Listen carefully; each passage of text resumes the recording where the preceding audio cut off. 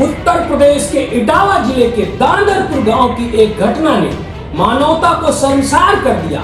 एक यदुवंशी कथावाचक के साथ कथा के बीच उनकी जाति पूछी गई और जब जवाब मिला यादव, उन्हें पीटा गया।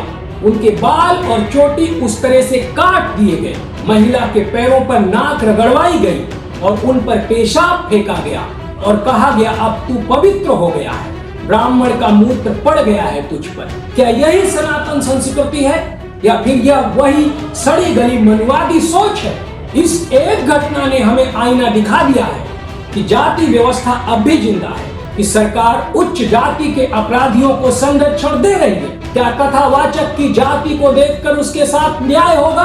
डॉक्टर आंबेडकर ने जो संविधान हमें दिया वो जात पात मिटाने का सपना था। यदुवंशी कथावाचक के साथ हुई घटना पूरे बहुजन समाज के सम्मान का अपमान है। बहुजन समाज को अब चुप नहीं रहना है। जाति न पूछो साधु की, पूछ लीजिए ज्ञान। मोल करो तलवार का, पड़ा रहें दो म्यान। कबीरदास जी की यह वाणी आज भी हमें यही सिखाती है कि किसी भी ज्ञानी व्यक्ति का मूल्य उसकी जाति से नहीं बल्कि उसके ज्ञान, साधना और आत्मचिंतन से होता है। म्यान चाहे कितनी भी सुंदर क्यों ना हो, उसकी कीमत तलवार से कम ही होती है। उसी तरह किसी इंसान का मूल्य उसके शरीर या जन्म से नहीं बल्कि उसके ज्ञान, संघर्ष और साधना से तय होता है। लेकिन कितनी बड़ी विडंबना है कि आज भी हमारे समाज में उसे जाति के चश्मे से देखा जाता है।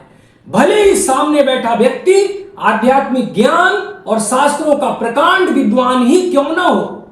हाल ही में जिस प्रकार एक यदुवंशी कथावाचक के साथ केवल उनकी जाति के आधार पर अपमानजनक व्यवहार किया गया, वह न केवल उस साधु का अपमान है बल्कि यह कबीर, रविदास, बुद्ध और बाबा साहब जैसे महान चिंतकों की शिक्षाओं का भी घोर अपमान है।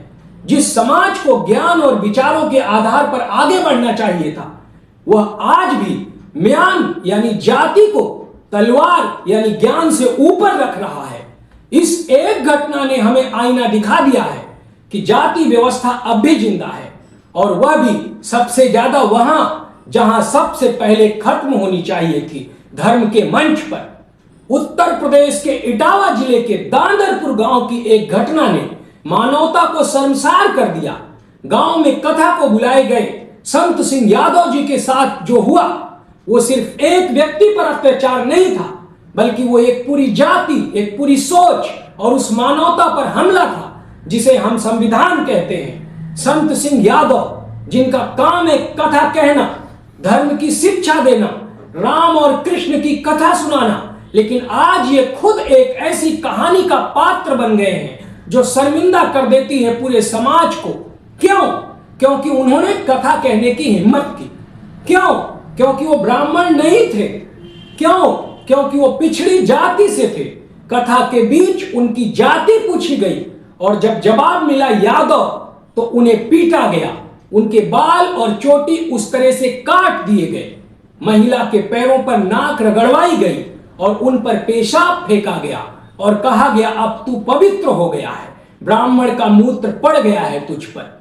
मैं पूछना चाहता हूं कि यह कौन सी पवित्रता है? क्या यही सनातन संस्कृति है या फिर यह वही सड़ी गली मनुवादी सोच है जो इंसान को इंसान नहीं समझती? जिस देश का संविधान कहता है सभी नागरिक समान हैं, उसी देश में आज भी कोई सिर्फ इसलिए अपमानित हो जाता है क्योंकि वो पिछड़ी या फिर दलित जाति से है। क्या ये 75 साल के बाद वाला आजाद भारत है या फिर जातियों की जेल में बंद कोई पुरानी गुलामी, जैसा कि अमूमन होता है? भीड़ देखती रही, मजा लेती रही, किसी ने नहीं कहा कि यह गलत हो रहा है। आखिर क्यों? क्योंकि जाति उनके जेहन में जहर बन चुकी थी और यह जहर फैलाया गया है उस सोच से जिसने सदियों से ब्राह्मण को सर्वोच्च और बाकी सबको दोयम समझा। जरा सोचिए, क्या ये 2025 का भारत है या फिर वो पुरानी मनुवादी व्यवस्था जहां इंसान का मूल्य उसके कर्म से नहीं बल्कि उसकी जाति से तय होता था? हम कहते हैं हम हिंदू एक हैं, तो क्या यही एकता है जहां एक ब्राह्मण गांव में एक यादव कथावाचक को जलील किया जाता है। क्या भगवान राम और कृष्ण की कथा केवल ऊंची जातियों की बपौती है? मैं कहता हूं यह सिर्फ कथावाचक और उनके साथियों का अपमान नहीं था, यह संविधान का अपमान था। डॉक्टर आंबेडकर के उस भारत का अपमान था जिसमें सबको बराबरी का हक है। सरकार बताए, क्या यादव होना अपराध है? क्या पिछड़ी या दलित जाति से होना अपराध है? क्या कथावाचक की जाति को देखकर उसके साथ न्याय होगा? या अब भी शासन चुप रहेगा क्योंकि अपराधी किसी सवर्ण गांव से है? हम इस घटना की घोर निंदा करते हैं। हम उत्तर प्रदेश सरकार से मांग करते हैं कि दोषियों पर कड़ी से कड़ी कार्रवाई की जाए। यदि सरकार अब भी चुप रही तो यह संदेश जाएगा कि सरकार उच्च जाति के अपराधियों को संरक्षण दे रही है और यह लोकतंत्र के लिए सबसे बड़ा खतरा है। क्या आज भी 21वीं सदी के भारत में सम्मान कर्म से नहीं वंश से तय होता है? जो मनुवादी सोच सदियों से लोगों को बांटती आई है, क्या वही आज भी जिंदा है और भयानक रूप में? डॉक्टर आंबेडकर ने जो संविधान हमें दिया वो जात पात मिटाने का सपना था, लेकिन आज भी धर्म और जाति के नाम पर इंसानियत को कुचला जा रहा है। जब कोई बहुजन समाज का व्यक्ति ज्ञान, अध्ययन और साधना के बल पर आगे बढ़ता है तो उसे जाति के चश्मे से क्यों देखा जाता है? यदुवंशी कथावाचक के साथ हुई घटना सिर्फ एक व्यक्ति का नहीं बल्कि पूरे बहुजन समाज के सम्मान का अपमान है। यह घटना हमें याद दिलाती है कि समाज में अभी भी वर्ण और जाति की दीवारें जिंदा हैं और दुर्भाग्य की बात यह है कि इन दीवारों को गिराने की बजाय हम खुद ही उन्हें और मजबूत कर रहे हैं। कभी किसी साधु के चमत्कार में उलझकर तो कभी किसी ब्राह्मणवादी व्यवस्था की प्रशंसा करके। यह किसी एक व्यक्ति की लड़ाई नहीं है, यह हर उस व्यक्ति की लड़ाई है जो जाति से नहीं कर्म से अपना सम्मान चाहता है। अब समय आ गया है जातिवाद से मुक्ति का, मनुवाद से टक्कर का, न्याय की नई इबारत लिखने का। चुप मत रहो, आज किसी और के साथ हुआ है, कल तुम्हारे साथ भी हो सकता है। आखिर में मैं बहुजन समाज से यह सीधा सवाल पूछना चाहता हूं, जब बाबा साहब ने हमें संविधान का रास्ता दिखाया, हमें वैज्ञानिक सोच और बराबरी का हथियार दिया, तो फिर हम अंधविश्वास और पाखंड की ओर क्यों लौट रहे हैं?